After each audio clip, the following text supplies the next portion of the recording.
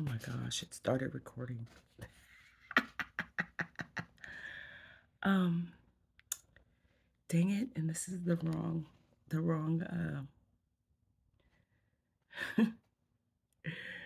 it's the wrong stand. I'm so sorry. I'm gonna have to hold it. Hey, single moms, hey. This is Bess. This is Bess. um, Hashtag single moms level up. So it's early in my household. I mean, early. But if you have kids, you know how that is. Um, I just wanted to share, or ask a question, actually, is what I wanted to do. I wanted to ask a question. Yes, I'm sweating. I just worked out. Um, and it just came to me as as single moms, how do we how do we respond to change? Or how do we respond to no, it's change, but how do we respond when things all of a sudden switch and now things got to go in a different direction? If there's anything, if there's anything that single moms do is we learn how to redirect, or as they would say, pivot when things change suddenly. So my day was planned out today and it just suddenly changed. But in the process of that, I set myself up for what was next after I did what I was supposed to do this morning. Um, and so I set myself up for the next thing because I was like, okay, well, when I come back home, I'm going to work out. So I put my workout clothes on. And then when I found out that the schedule changed, instead of getting back into bed like I really wanted to, I um I worked out. So I have always been um well, in the past, let me just say that in the past, before kids, I excuse me, had always been that person that just had a lot of energy, never gained weight, was able to eat whatever I wanted to, but that changed when I was 30. I can't blame it on my kids, but it changed when I was 30, and apparently my, metabolism changed. And so I knew and felt something was off with my body, but I couldn't explain it or put words to it. And even went to the doctor and was like, "Hey, something's changed. I don't know what it is, but it's something in my body's changed." They ran all the tests and whatever else, and said there's nothing wrong with you.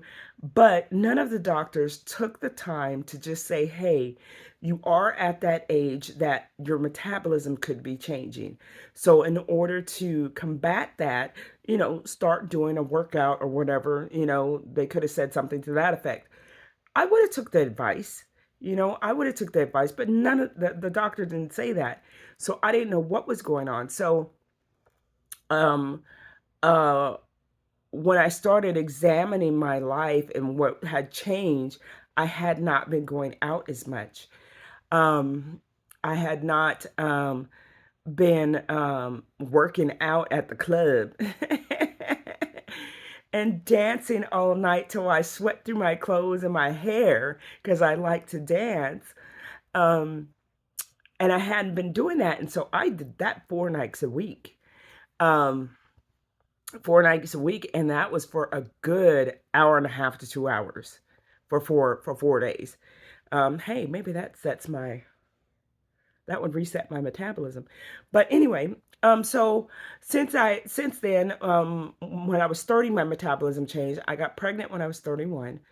Um, that was my first pregnancy ever in life, and so that one I did really well in that pregnancy where I kept active. Of course, I was working for a express delivery company, and so that helped too, because I was in constant movement um, for my whole shift, and plus I was walking at home, and I was doing a regular walking around the block and everything to keep myself. to keep myself and keep the weight down. So I only gained 20 pounds in my first pregnancy, with my son. And then my second pregnancy, I did not. I had a sit down job.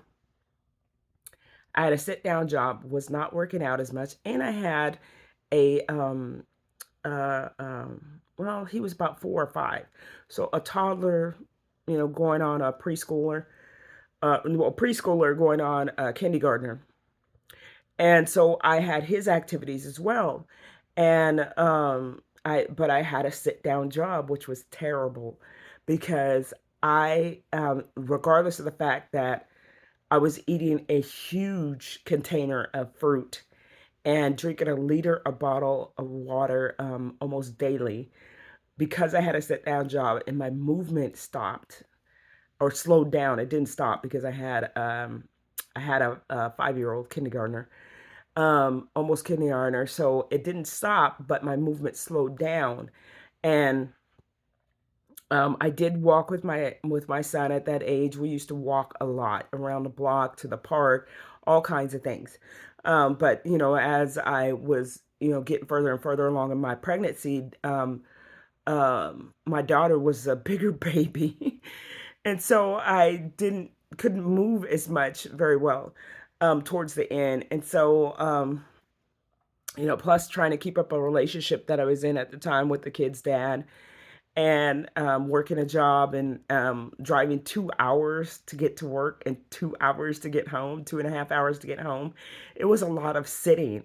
So what I'm saying that all to say this is that I had gained 80 pounds with my second daughter, and then didn't lose it right away.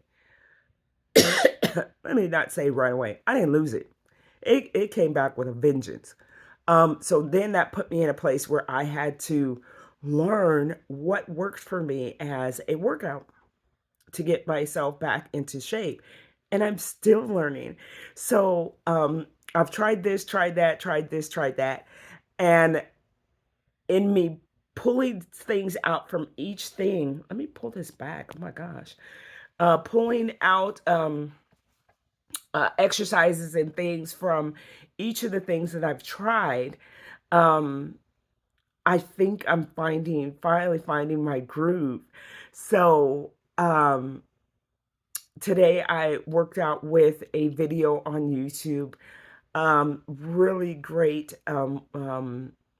exercise coach, and it's called Grow with Joe. So I did her workout today, and she's got different workouts that you could do for all the way from beginner to advanced, specific areas, things of that sort. She's really good, and I don't know how I came across her. Some kind of way I came across her. I'm sure it was the algorithm or whatever. Saw that I was looking up exercise things, and she came up, and I did one of her workouts. I said, "Oh, I can do this." I have to say that I started out using a DVD by Lisa Sansone, and it was called Walk at Home. And I was like, oh, Walk at Home, I could do that. When I was working at a home improvement store, there was a lady that had lost a lot of weight, a lot of weight. And I was like, dang, what are you doing, girl?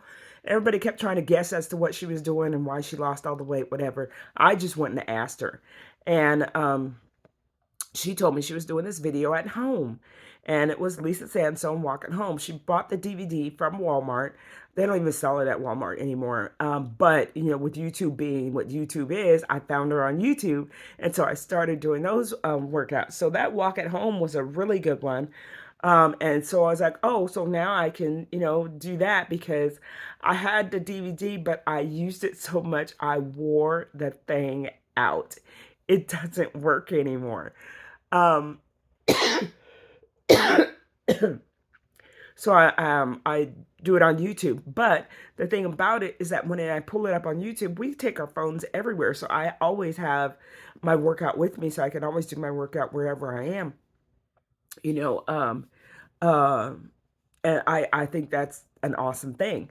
So anyway, what I was saying was about the change and everything, and how that can be sometimes offsetting, and upsetting, and get us into our emotions, and then you got to bring it all back, and then sometimes that just um, you start feeling like, dang, I just wasted all that time. I should have just pivot and adjust to the change and just keep walking through.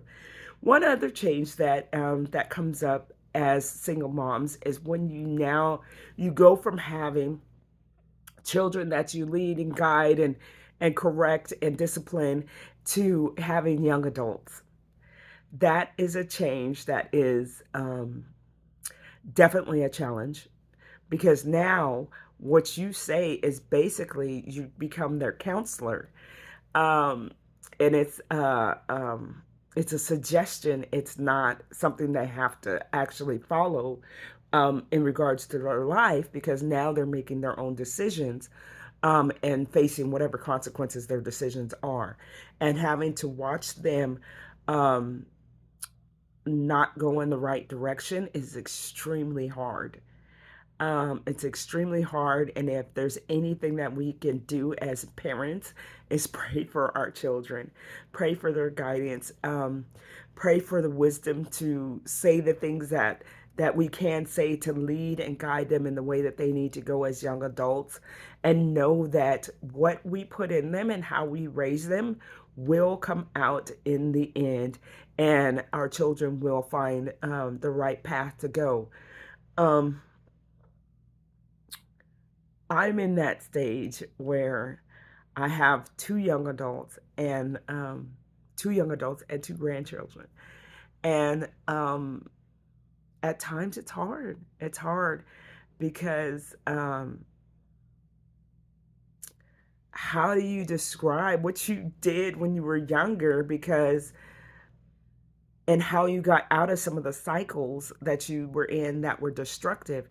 In our 20s, our late teens and 20s, that's when we make the most mistakes and bad decisions, but it doesn't make us a bad person. And that's where we as single moms, or even as parents, have to come to terms with some of the things that we did when we were their age, and and remember that, and see and look back on how did we get out of some of those cycles that we were in, of comparing ourselves to our friends, and hey, somebody else is doing this or somebody else is doing that. How do we get out of those cycles?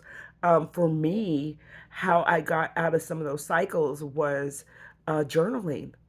And I'm seeing that now, having to look back, because I'm trying to advise my young adult children how I got out of those things, and it was journaling. And so in our family, we have family meetings. Anybody could call a family meeting, and in these family meetings, we just kind of voice our our um, our concerns about how things are going in our lives, or how things are going in the house routines, um, uh, chore adjustments, things of that sort, or if we just need extra help in some area. Um, I'm sorry, my allergies are like kicking in like all get out. Um, or if somebody needs some extra help in whatever it is that they're doing, we discuss that as well. But it's an open forum. Just as long as nobody's disrespecting anybody, you can say what you need to say, how you need to say it. um, and we move forward from there. And one of the things that that we've come to say to each other is, we could say this particular phrase, and at any point in time, and that other person, it should trigger them to say, oh, I might need to make some changes, or uh, what's going on with me, for them to check in with themselves. That's what it does. It should trigger them to check in with themselves, see how am I doing, what's going on, what could I do better, how can I change this, things of that sort, because change is an internal decision that we make for ourselves, to make things on the outside different, to get different outcomes. Because if we keep doing the same thing, expecting different outcomes, they say that means that you might be a little, uh, yeah. spinning around in a circle, you know. But anyway, I just wanted to come on and share that about being a parent of young adults. This is um, my time of experience of being a parent of a young adult. And it's been I have to say, it's been a little hard, you know, not getting too involved in whatever it is that they got going on. And then also knowing when to get very involved in what they have going on because of depending on the situation. Let me grab this tissue. Now my nose is starting to run. Uh,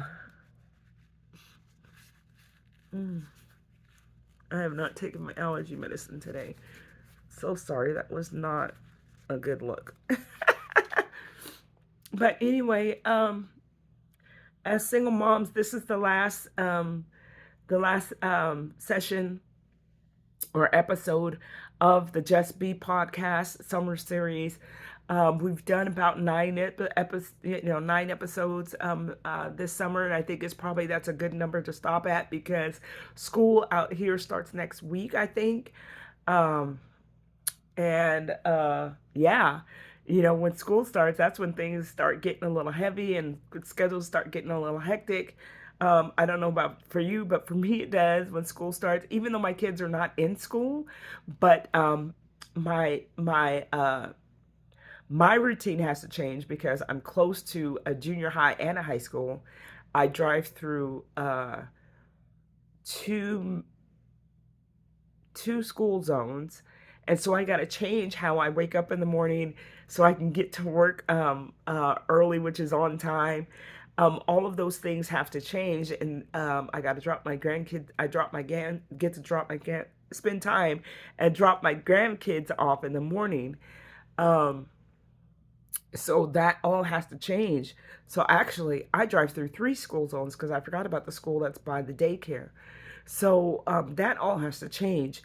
Plus, for me, I pick up um, some one other activity that I get a break for during the summer, and something that helps me to center myself. Um, and I pick that up in September of every year, and it runs from September to June.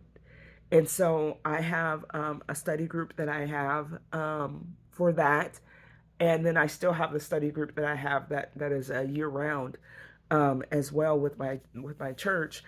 But and the things that I volunteer and serve with, I have those too. Sorry, my alarm's going off. Um, I have those too, so I picked up some of those things where I'm serving with some youth at my church, and still just participating and being an active member in my family, and reaching out to friends and everything that can get a little hectic, especially at this time of year. So, um, know that you're doing a good job, single mom. You're doing the best that you can, and if you're not doing the best you can, because that happens, then know that you can change, and know that some journaling will help you out. If you go back and watch some of the episodes, we went through like the 5 areas of our lives that we can set some goals, write down what the benefits are, and then write down what is our course of action going to be.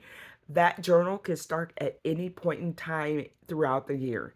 It's no particular time that you start that journal. You can start it when you want to, and just know that there are after you set all those things out and you write those goals and benefits and courses of action down for those 5 areas of your life, there's still the rest of the journal where you could just brain dump, get stuff out. Uh, um, and believe it or not, all that just writing whatever comes to mind and getting whatever thoughts and everything down, out, and on paper sometimes just really helps you just to release. And if you, what I found for me, let me just say that I'm not going to tell you what to do, but I found for me that if it's one of those brain dumps and I'm just letting it all out, at the end of it, I say, in Jesus' name, amen. And so that lets me leave it at the feet of Jesus and just trust him.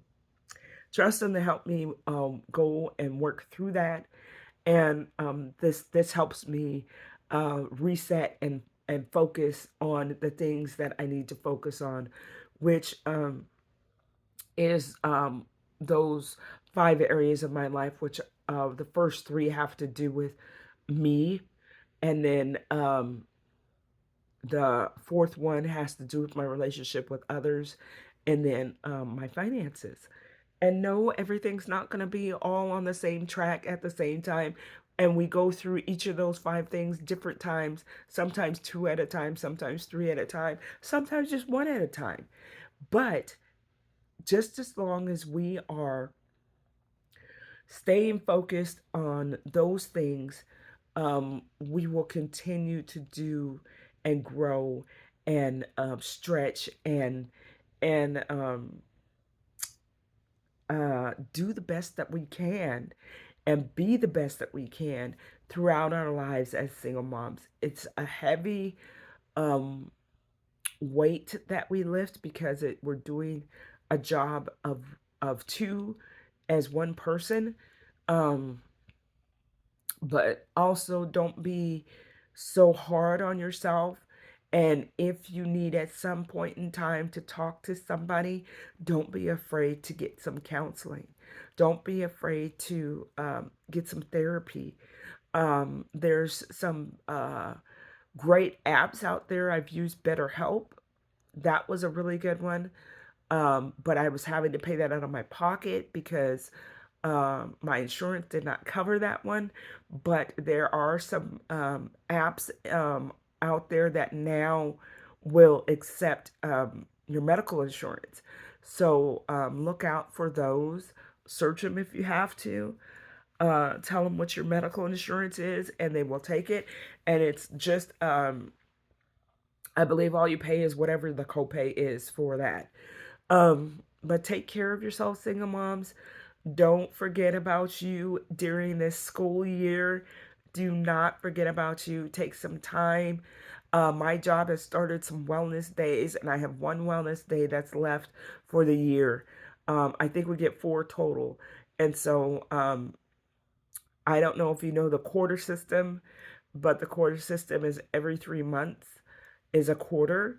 So that's January, February, March, and then April, May, June, and then July, August, September, right? I totally jumped a month in there. But every 3 months is a quarter.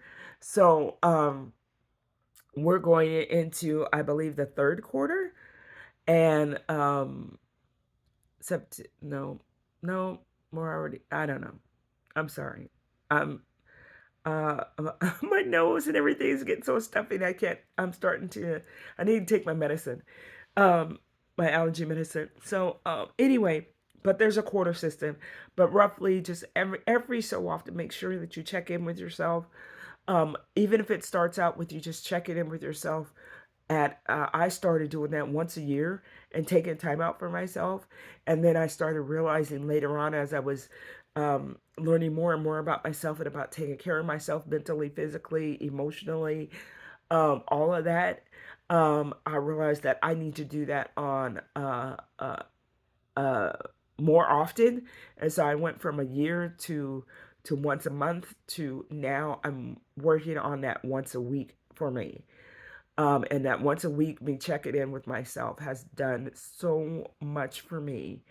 And I want to recommend you work your way to that, or start there if that's where you want to start. And don't beat yourself up if it doesn't always work out. Um, you have to just find another way and just know that you're just as important as everybody else, including your kids. And to make sure you take time for you, whether that's at your lunch or however, and take out time for you.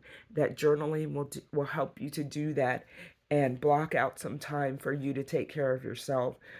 Even if you got to take one of your sick days for you. I had to do that, I don't know, last year. I was just so exhausted.